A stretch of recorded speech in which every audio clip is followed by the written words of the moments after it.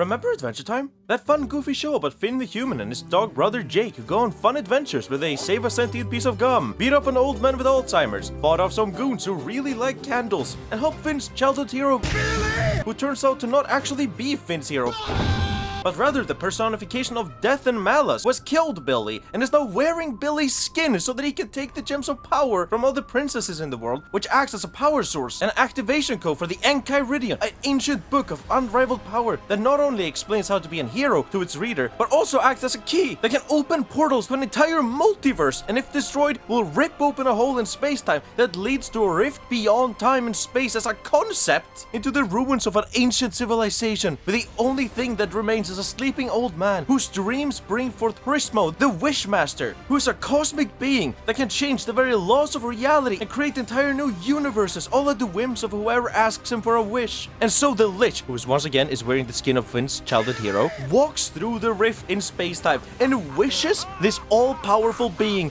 for the extinction of all life. Yeah, he wished for the extinction of all life, and I did it. What? Oh, Gulb! But that's fine, because our good-natured hero Finn also gets a wish, and he can use it to fix everything. And so he wishes for the Lich to never even ever have existed.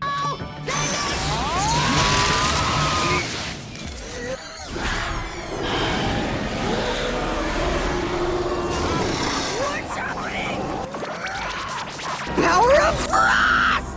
Power of Frost! The power of Frost! Power of Frost! Boy, did that wish not go well. Yeah, Adventure Time was kind of a crazy show that got away with way more than it probably should have, as it somehow managed to sneak cosmic horror onto Cartoon Network. And I'm only half joking. I mean, I can't be the only one that got nightmares from this show. If not from the cosmic terrors it introduced, then at least from Lemon Grab. But scary as it can be, I absolutely adore Adventure Time, and I'm completely in love with the deep and rich lore of this world. This world has a deep mythology that is completely unique, and just as much fun as it is absolutely horrifying. Don't believe me? This is Prismo. Prismo is a pretty chill two-dimensional dude who likes to hang out with other cosmic beings, such as the Cosmic Owl, who makes dreams a reality, and Orbo, who's an orb, and like, does round things. Anyway, Prismo exists in the center of the cosmos within the Time Room, named such because it contains the two primordial entities that produce time by literally beating time waves out of each other. So Prismo's role in the universe is to grant anyone who finds their way to his time room any wish they can think of, but ignoring the fact that any random schmuck can wish anything from a sandwich to the absolute end of all living beings in the universe. Prismo himself is far more interesting. For you see, Prismo only exists within the dream of an old man from a lost civilization who's trapped in eternal sleep. Why is this important? Because Prismo and his parasitic relationship with his dreaming old man shows us the blueprint of how reality itself is made up in Adventure Time. All of existence in the multiverse is nothing but the combined dream and consciousness of the greater deities who existed before all others. Deities so heinous and terrifying that even the mere mention of them sends terror into the higher beings, such as the Lord of the Nightosphere itself. These terrifying creatures come in all shapes and sizes, as they existed before shapes had even solidified. But the one I want to focus on today is Gunther!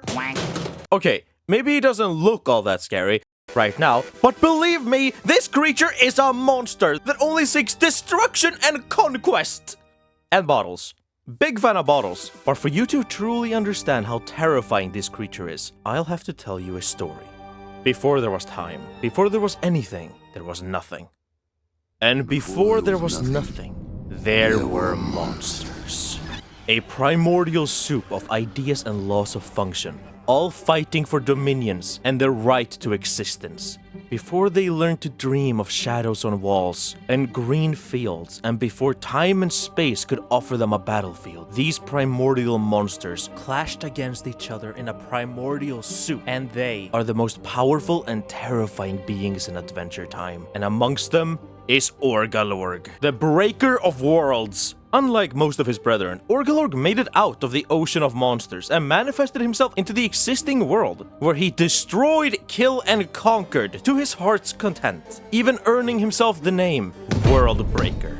until at the height of his hubris, he tried to steal the power of a catalyst comet, a higher dimensional power that issues in ages of change and only arrives once per millennia for himself, but in the process was cut down by Gulb himself on the order of Abraham Lincoln. Don't worry about it. Mortally wounded, Orgalorg would fall to Earth, where the gravity would mold him into a smaller, more cuddlier shape. But as he gained a new body, he would lose the memories of his own greatness and power. Orgalorg would live out his immortality and walk the earth for thousands of years, witnessing or even playing a part in the development of multiple different societies and events throughout history, such as the ancient Greeks and Egyptians, the American peace movement, as well as the rise of Hollywood, also the assassination of John F. Kennedy.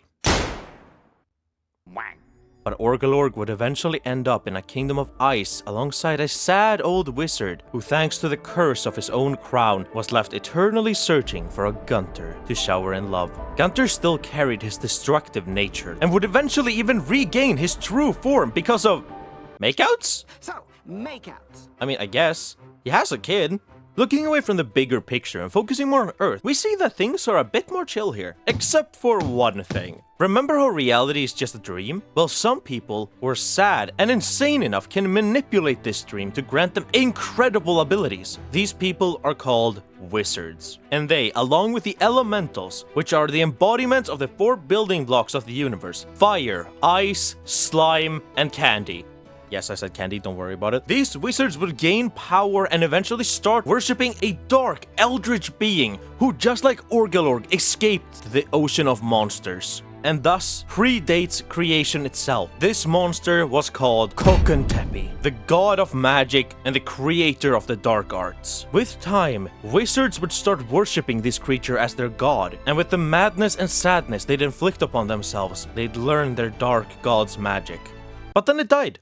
How? Don't worry about it. Moving forward, we see how different catalyst comets enact new eras and concepts onto the world, such as this Lich-shaped comet that's about to strike down with the intent to end all life.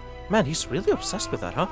But that's okay, because the Ice Elemental Evergreen has created a magical crown that fulfills its wearer's deepest wish, that being to destroy the hideous comet which threatens our world. But I'm sure that with that kind of power, they'll have no problem saving.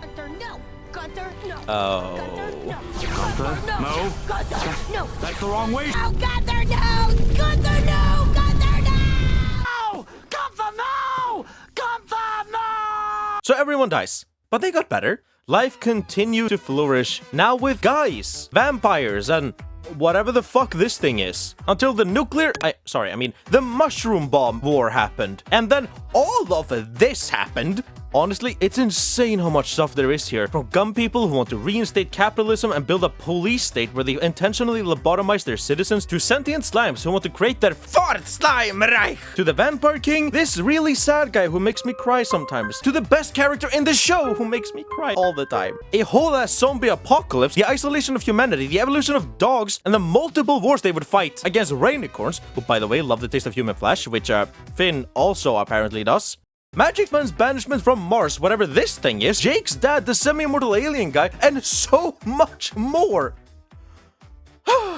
But even with all these crazy and quite frankly terrifying things, there's still one thing that stands above them all. One that terrifies even the ancient monsters that ruled before time. For just like the Titans in Greek myth, they had created their superior and replacement.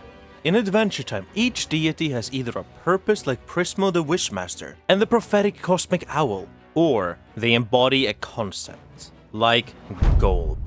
Gulb is the scariest deity in Adventure Time, and is the embodiment of chaos and disorder, whose existence is solely based on ripping apart and devouring the creations and systems of greater beings. Its presence is felt in every crevice where chaos lurks. We don't actually understand much about Gulb, as how could any mortal being wrap its mind around chaos itself? But what we do know is that Gulb is a malevolent deity who exists solely to uproot order with chaos, and to devour and remove them out of existence, as we see when Gulb devoured Magic Man's wife Margles and erased her out of existence and memory. But Gulb isn't satisfied with just lowly immortals, as it frequently feasts on entire worlds, breaking them down to their core components and erasing their presence from time and space. Speaking of, remember that episode when Finn went to the Pillow World and built an entire life, but then as he was about to die, he managed to jump back to his own universe after seeing Gulb?